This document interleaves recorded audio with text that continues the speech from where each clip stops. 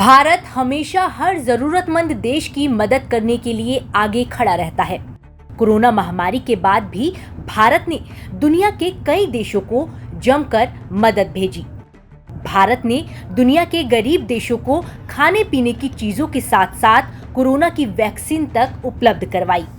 सबसे पहले भारत ने अफगानिस्तान को अनाज और जरूरी दवाएं भेजी और अब भारत पड़ोसी देश श्रीलंका की हर संभव मदद करने में जुट गया है। भारत की इस मदद को देखकर पूरी दुनिया उसकी दीवानी हो गई है। अंतर्राष्ट्रीय मुद्रा कोष यानी IMF की प्रबंध निदेशक क्रिस्टलिना जॉर्जिवा ने भारत की जमकर तारीफ की है। उन्होंने कहा है कि श्रीलंका के आर्थिक संकट से निपटने के लिए भारत ने जो मदद की है वो बहुत सराहनीय है।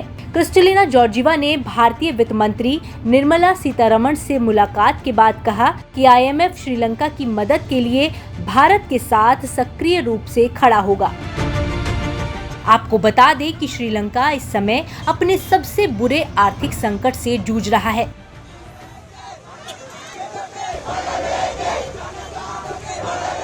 श्रीलंका में खाने पीने का सामान हद से ज्यादा महंगा हो चुका है।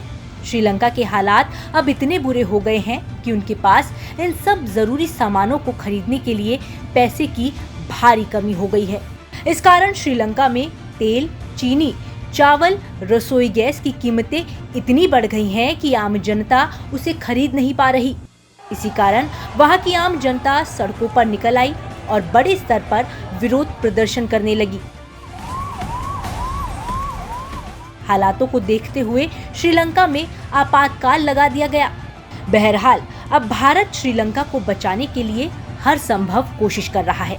भारत ने कुछ ऐसे जरूरी कदम उठाए हैं जो श्रीलंका के हालातों को सुधार सके। भारत ने वहां के पर्यटन, रियल एस्टेट, संचार, पेट्रोलियम जैसे क्षेत्रों में भारी निवेश किया है। Presenting B News app available on Google Play and App Store. Download it now.